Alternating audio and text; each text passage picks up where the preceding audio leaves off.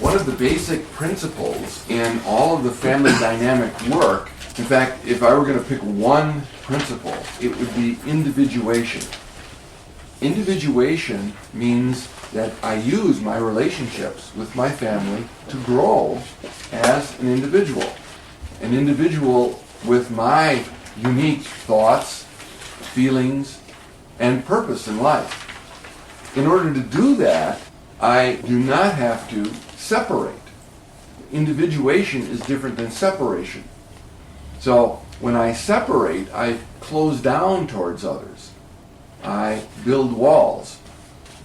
And that is, at times, a substitute, or what I think I need to do in order to survive in the family, is to separate, to get away.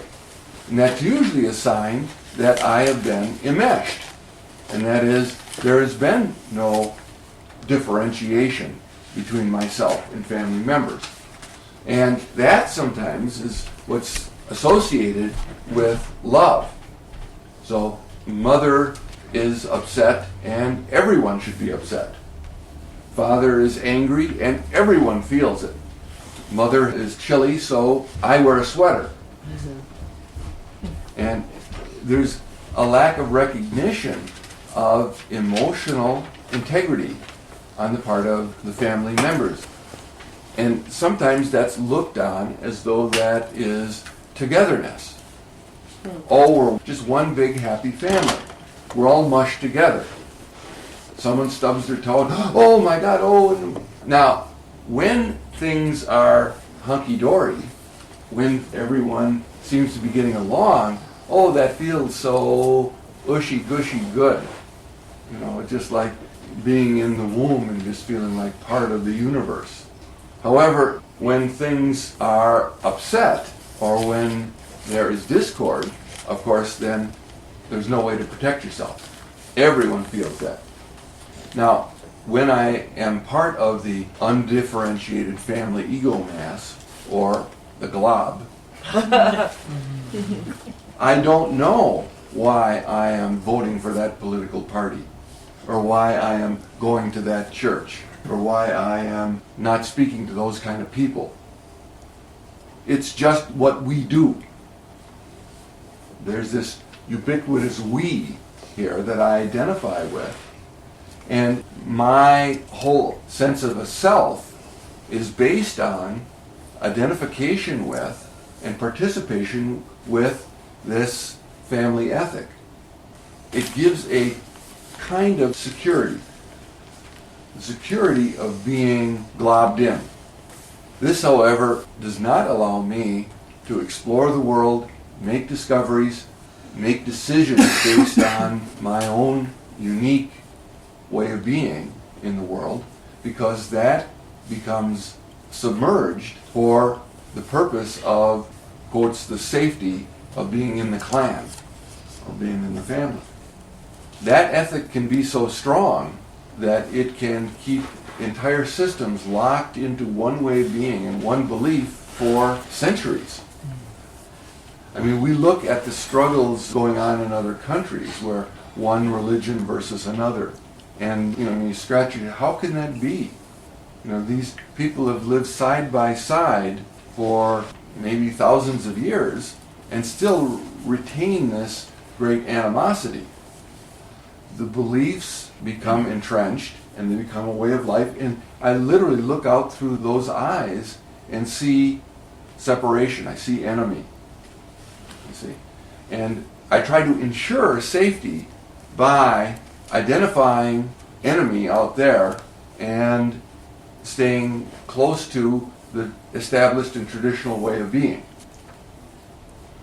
Now we know the results of that. The results of that kind of projection is the warfare and family feuds, Hatfields and the McCoys, or even one brother not talking to another, the divisions that take place.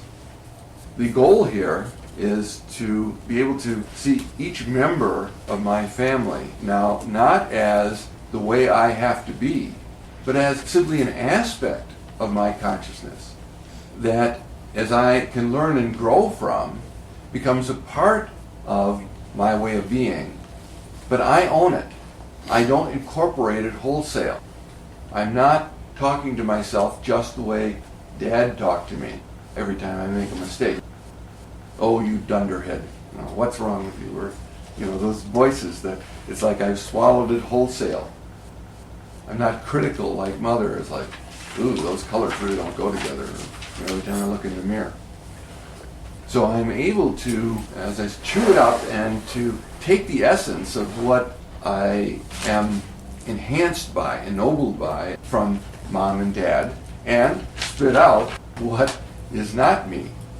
And if I can do that in the family, I can do that at work, I can do that in social relationships. So the family is the crucible in which I learn to differentiate myself. Differentiation does not mean emotional cutoff. It means I can be in the presence of a family member and feel good about myself, my thoughts, my feelings, and be emotionally open and connected.